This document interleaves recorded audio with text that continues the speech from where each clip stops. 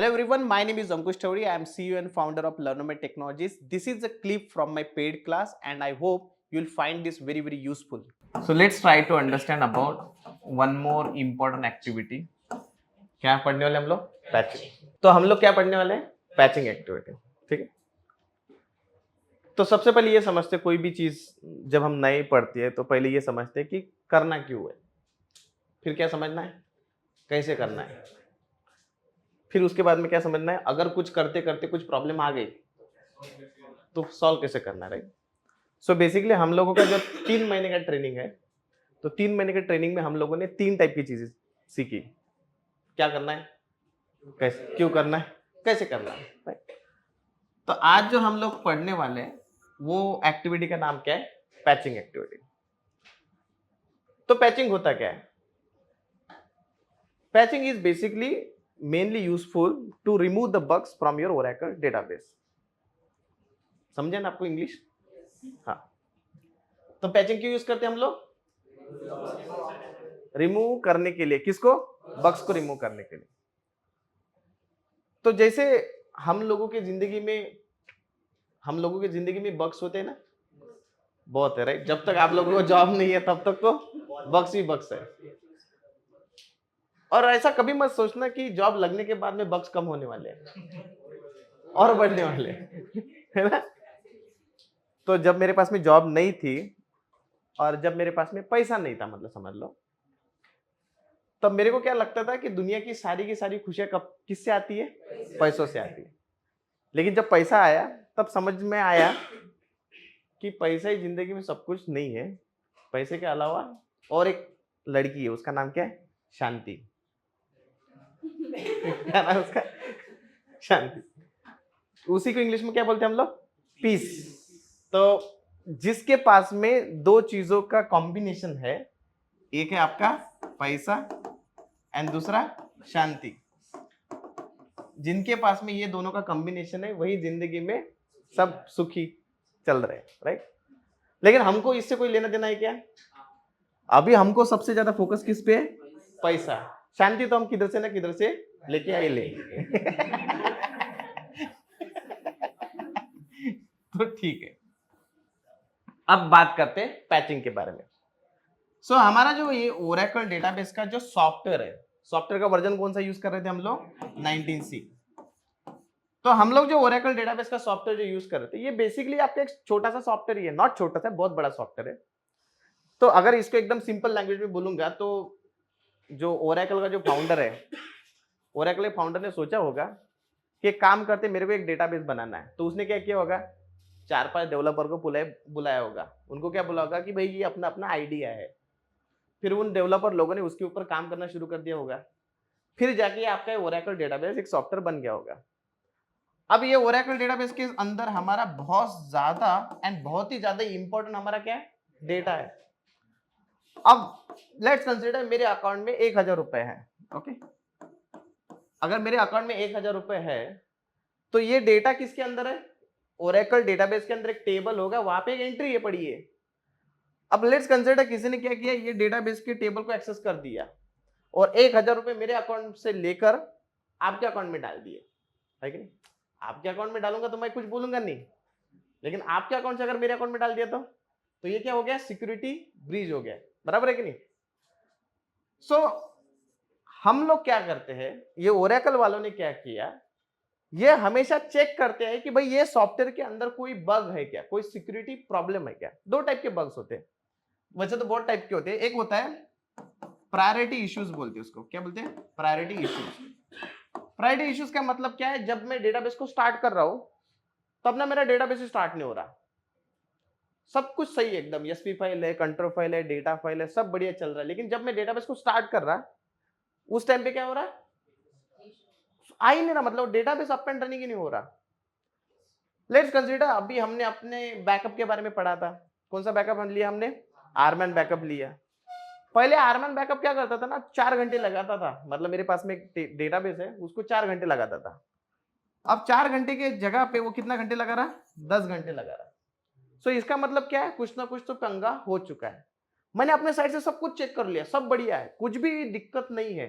लेकिन टाइम ना बढ़ गया है। इसका मतलब क्या हुआ कि हो सकता है कि मेरे सॉफ्टवेयर के अंदर ही कोई तो भी बग है, बराबर है ना। लेकिन अगर ये सॉफ्टवेयर जावा लैंग्वेज में बनाया होगा तो जावा का कोडिंग करके मैं इस सॉफ्टवेयर को फिक्स कर सकता हूं क्या? कर सकते। लेकिन उसका कोड हमारे पास में है क्या? क्योंकि ये जो टेक्नोलॉजी है ये ओपन सोर्स टेक्नोलॉजी है क्या? ओपन सोर्स नहीं है। इसका मतलब जिस बंदे ने ये बनाया, जिसका जो कोडिंग है, उसने हमको दिया क्या? अगर मेरे को दिया ही नहीं है, मैं उसको देख ही नहीं सकता, तो मैं इसमें कुछ चेंजेस कर सकता क्या? हाँ, अगर मैं बात करता था पोस्टग्रेसक्यूएल डेटाबेस की, पोस्टग्रेसक्यूएल डेटाबेस आपका ओपन सोर्स है, मतलब आपको कोड दिखेगा। अगर आप बहुत ही होशियार हो, बहुत ही ज्यादा, ओके, तो उस टाइम पे हम लोग कोड के अंदर चेंजेस करेंगे एंड अपने हिसाब से फिक्स करवा देंगे। लेकिन हम इतने होशियार है क्या? हम लोग कौन है? डीबीए। डीबीए कौन होते हैं? कौन होते हैं? डीबीए होते हैं। तो डीबीए हम लोग है। तो मेरा काम क्या है कि किसी ने तो भी मेरे को सॉफ्टवेयर का जो बग हुआ था उसका सॉल्यूशन दिया, उस सॉल्यूशन को मुझे क्या करना है? सिर्फ अप्लाई करना है। क्या करना है? अप्लाई करना है। सो बेसिकली कहने का मतलब क्या है कि मेरा जो डेटाबेस है, उस डेटाबेस में अगर कुछ भी पंगा हुआ तो मैं किसके पास जाऊंगा? ओरेकल सपोर्ट के पास में। ओरेकल सपोर्ट को क्या बोलूंगा? भाई मेरे डेटाबेस में कुछ तो भी पंगा है। भाई बोलोगे क्या? नहीं, पंगा भी नहीं बोलेंगे। तो मैं उसके पास में गया, वो अपने इधर का ही था, पुणे साइड वाला, तो बोल सकते हैं। तो उसको बोलूंगा कि भाई मेरे डेटाबेस में कुछ पंगा आ गया, तो वो क्या बोलेगा? ठीक है ठीक है, कोई इश्यू नहीं है, मैं तेरे को क्या करता हूँ? पैच देता हूँ। क्या दूंगा मैं? पैच। तो वो जो हमको पैच मिला, मतलब वो बग फिक्स करने का जो सॉफ्टवेयर मिला, उस पैच को अप्लाई करने का जो एक्टिविटी है उसको क्या बोला जाता है? Patching activity. समझ में आ रहा है? समझ में आ रहा ना? सो हम लोगों को यही करना है कि जब भी कोई डेटाबेस के अंदर कोई पंगा हो गया, कुछ भी इश्यू आ गया, ओके, लेकिन कोई भी इश्यू मतलब कोई भी इश्यू नहीं है, जैसे आपका डेटाबेस स्टार्ट नहीं हो रहा है, एसपी फाइल मिसिंग है, तो ओरेकल सपोर्ट को कॉल करोगे क्या कि भाई मेरी एसपी फाइल नहीं मिल रही है? डाल देना इधर। तो तब वो आएगा क्या? नहीं। तो हमारे साइड से हम लोग पूरे एफर्ट्स डालते हैं एंड तब हम लोगों को पैच मिलता है। अब पैच सबको ही मिलेगा क्या? सबको ही मिलेगा क्या? नहीं मिलेगा, है ना। जैसे अभी हम लोग ट्रेनिंग ले रहे हैं, ये ट्रेनिंग सबके लिए है क्या? नहीं है। किसके लिए? जो आपके पेड स्टूडेंट है। लेकिन कुछ कुछ लोग अभी ऑनलाइन में मेरे को देख रहे हैं, उनके लिए भी हम ट्रेनिंग दे सकते हैं। कौन सा वाला? पेड वाला। कब देंगे? जब वो हमको कॉल करेंगे तब। तो अगर आप लोगों को ट्रेनिंग लेना है, प्रमोशन कर रहा हूं तो अगर आप लोगों को ट्रेनिंग लेना है तो आप जो नंबर दिए ना, दिख नहीं रहा इधर, इधर आएगा वो, तो उसको आप कॉल कर सकते हो। उसमें कुछ दिख नहीं रहा है। अरे वही तो नहीं नहीं, कुछ लिखा ही नहीं मैंने। वो एडिटर क्या करेगा? नंबर इधर डालेगा तब वो दिखेगा। तो हम लोगों को पहले चाहिए पैच। पैच किधर से मिलेगा वो देखते हैं, है ना। ये जो पैच होता है ये आपको प्रोवाइड करेगा ओरेकल सपोर्ट। कौन प्रोवाइड करेगा? Oracle support. अब मोस्ट ऑफ द प्रोजेक्ट्स क्या करते हैं, जैसे बड़े प्रोजेक्ट का एग्जांपल लेता हूं। बड़े प्रोजेक्ट में क्या होता है कि कंसीडर अ सिचुएशन कि हम लोग ना सपोर्ट भी लेते हैं। दो टाइप का सपोर्ट लेंगे। एक सपोर्ट होता है ऑपरेटिंग सिस्टम लेवल का सपोर्ट होगा, ओएस लेवल सपोर्ट। तो ये support normally red hat Linux अगर लोगे आप तो रेड हैट कंपनी देगी, ओरेकल लिनक्स लोगे तो ओरेकल कंपनी। एंड इसके अंदर का जो डेटाबेस है उसके अंदर अगर कोई इश्यू आया तो ये जो सपोर्ट देता है ये कौन देता है? ओरेकल सपोर्ट देता है। Oracle support. हाँ, तो हम लोगों को अभी हर कंपनी में नहीं होगा, वो डिपेंड्स करता है प्रोजेक्ट टू प्रोजेक्ट। ये सपोर्ट का फायदा क्या है कि अगर मेरे डेटाबेस के अंदर कुछ भी अगर बग्स आया, क्या आया? बग आया, या फिर कोई सिक्योरिटी इश्यू आया, तो हम लोग क्या करेंगे? ओरेकल सपोर्ट को रीच आउट करेंगे, उसको बोलेंगे ये प्रॉब्लम है, आप मेरे को पैच अप्लाई करके दिखाओ। पैच अप्लाई नहीं करेगा वो, पैच मेरे को भेजो। उस पैच को अप्लाई करने का काम किसका है? डीबे का है, हम लोगों का काम है। समझ में आया? ये होता है आपका। अब इसके अंदर जो पैच होता है ना वो क्वार्टरली रिलीज होता है। कैसे रिलीज होता है? क्वार्टरली। क्वार्टर पता है ना? हाँ नहीं पता? इतने सुधरे हो गए आप लोग। चलो ठीक है, आप लोगों को पता है क्या? नहीं, नहीं। आपको पता चलेगा आफ्टर मैरिज। तो क्वार्टर मतलब कितना था? 250 कितना होता है? कितना? 180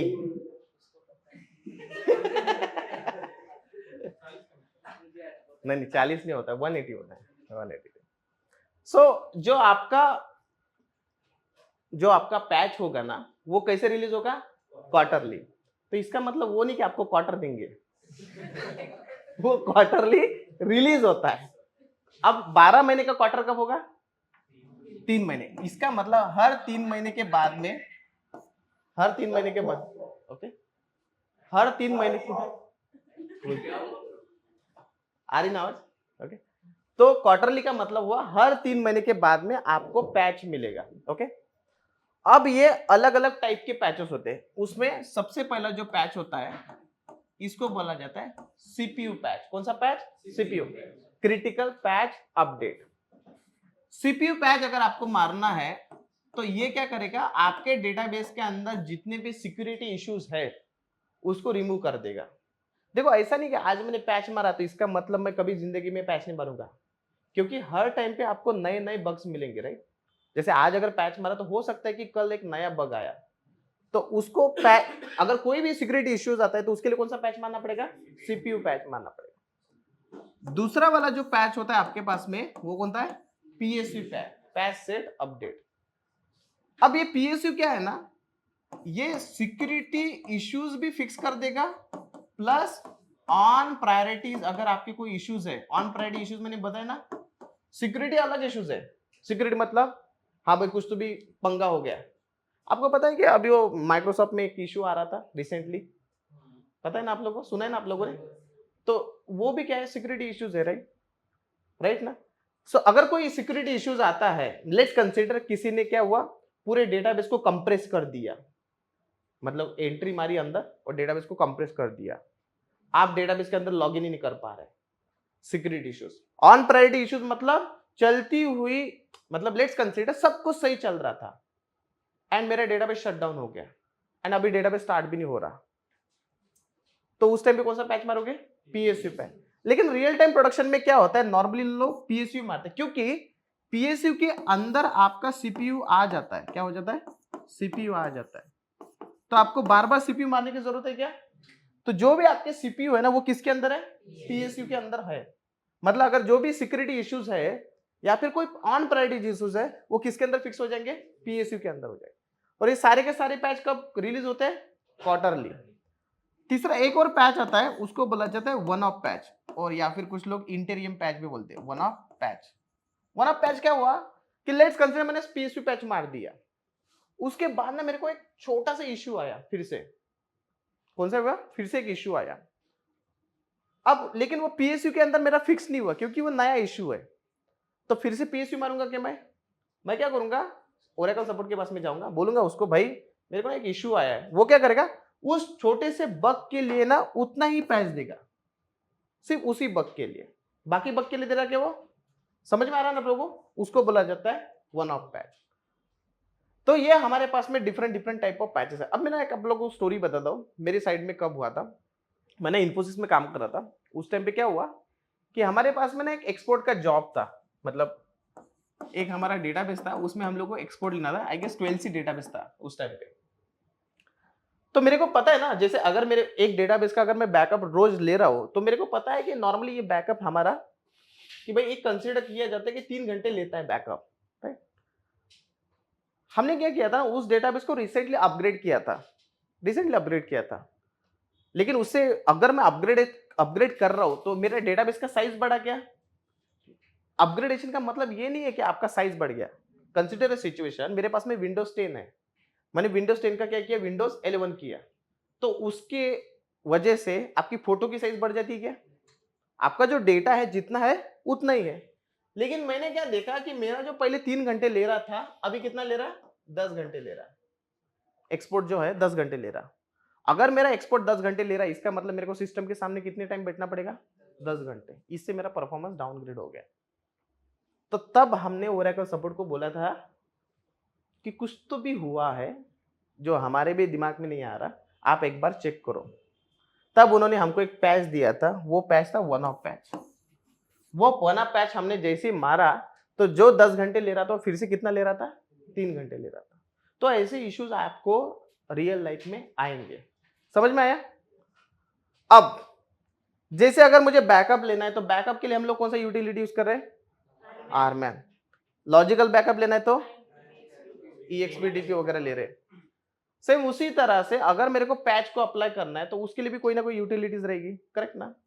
तो पैच को अप्लाई करने के लिए उसके लिए यूटिलिटी है, उसका नाम क्या है, ओपैच। क्या है, ओपैच। अब ये किधर होता है, ये आपका ओरेकल होम के अंदर ओपैच नाम का एक फोल्डर रहेगा, उसके अंदर ओपैच नाम की यूटिलिटीज है। किसकी, OPatch. So what is that utility through which you are going to apply the patch, OPatch. इसी को ना अगर मैं रैक डेटाबेस अगर कंसीडर करता हूं तो रैक डेटाबेस में और एक आती है, उसका नाम क्या है, ओपैच ऑटो। क्या है ये, ओपैच ऑटो। दोनों में क्या डिफरेंस रहेगा हम लोग पढ़ने वाले, लेकिन कब, रैक के अंदर। और रैक हम लोग ओरेकल डीबी में पढ़ रहे हैं क्या अभी, उसके लिए हम लोगों का क्या है, सेपरेट बैच। लेकिन फिर भी अगर आप लोगों को रैक पढ़ना ही है तो आप, हमारा एक नया बैच रैक का स्टार्ट होने वाला है, तो उसमें आप लोग एनरोल कर सकते हो। आप लोग क्यों हंस रहे हैं, मैं आपको बता रहा नंबर किधर है, दिख रहा है ना, ठीक है। हाँ, सब्सक्राइब हाँ, अरे हाँ ये ले लेता हूँ यार, आ गया ना वो पेज, हाँ ठीक है। अच्छा, अब जैसे कोई हम पैच करते हैं, जब भी कोई हम पैचिंग एक्टिविटी जब चलाते हैं तो सबसे पहले हम लोगों के दिमाग में क्या आना चाहिए, कोई भी अगर एक्टिविटी हम लोग करते हैं तो सबसे पहले दिमाग में क्या आना चाहिए, कितना टाइम लगेगा, मेरे को घर पे भी जाना है ऐसा आना चाहिए क्या, नहीं। सबसे पहले दिमाग में आना चाहिए कि ये जो मैं एक्टिविटी कर रहा हूं ये अप एंड रनिंग डेटाबेस में होगी या फिर मेरे को डेटाबेस को डाउन करना पड़ेगा। समझ में आ रहा, क्लियर है? तो पैचिंग जो एक्टिविटी है ना, अगर आप लोगों को पैच अगर मारना ही है तो आपको डेटाबेस को क्या करना पड़ेगा, डाउन करना पड़ेगा। इसका मतलब अगर मैं डेटाबेस को डाउन करूंगा तो मेरे को क्लाइंट का क्या लगेगा, अप्रूवल लगेगा। तो मैं क्लाइंट के पास में जाऊंगा, उसको बोलूंगा कि भैया मेरे को क्या करना है, पैच मारने का है, आप बताओ कब पैच मारूं, मतलब कौन से टाइम पे मैं डेटाबेस को डाउन करूं। अगर उसने बोला कि एक काम करो सुबह कर लेना, तो हम कब करेंगे, सुबह करेंगे। हमारे पास में कोई ऑप्शन है क्या, नहीं। एक और चीज, हम लोग जो पैच मारते हैं ना, एक और लास्ट चीज बताता हूं, वैसे तो बहुत सारी चीजें है लेकिन एक चीज बता देता हूं। हम लोग जो पैच मारते हैं ना, हम लोग पैच किधर मारते हैं, किसके ऊपर मारते हैं हम लोग, सॉफ्टवेयर के ऊपर। ओके, हम लोग किसके ऊपर मारेंगे, सॉफ्टवेयर के ऊपर। अब इसी में से एक क्वेश्चन आता है, इंटरव्यू में बहुत बार पूछा जाता है कि लेट्स कंसीडर मेरे पास में एक 19C डेटाबेस है, लेकिन मेरे पास में एक और डेटाबेस है, एक का नाम है राम, दूसरा का नाम है लखन। लेट्स टेक एग्जांपल, जो राम का जो डेटाबेस है उसका जो साइज है लेट्स कंसीडर 100 GB। कितना है, 100 GB। और लखन जो नाम का था उसकी जो साइज है कितनी है, 200 GB। तो मेरे पास में ये दो डेटाबेस है, ओके, राम एंड लखन नाम से। अब हुआ क्या है कि ये वाला जो डेटाबेस, राम नाम का जो डेटाबेस है, उसके ऊपर जब मैं पैच मार रहा हूं तो मेरे को पैच मारते टाइम पे लेट्स कंसीडर 30 मिनट लग रहे हैं। तो लखन नाम के डेटाबेस पे पैच मारते टाइम पे कितना टाइम लगेगा, 30 minutes. आपल्याला तर काही घेणं देणंच नाही, तुम्ही सांगता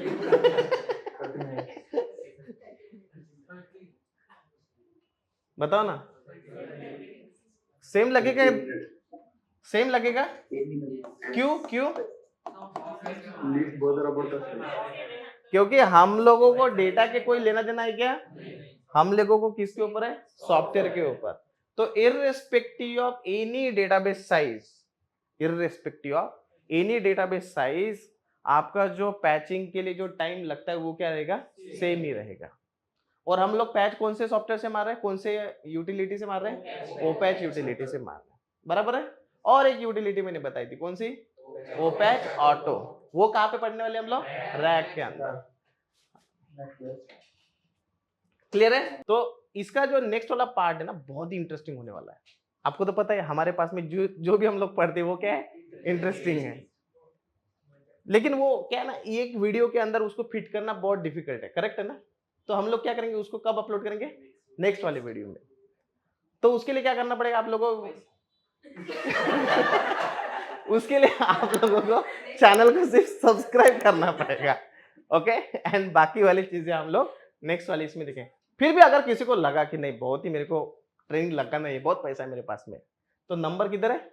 नीचे, उस पे आप कॉल कर सकते हो, ठीक है? I hope you guys have learn something valuable from this video. Please do like, subscribe and share this channel. You can also contact us for the paid training. You can also comment interested if you want the more video like this.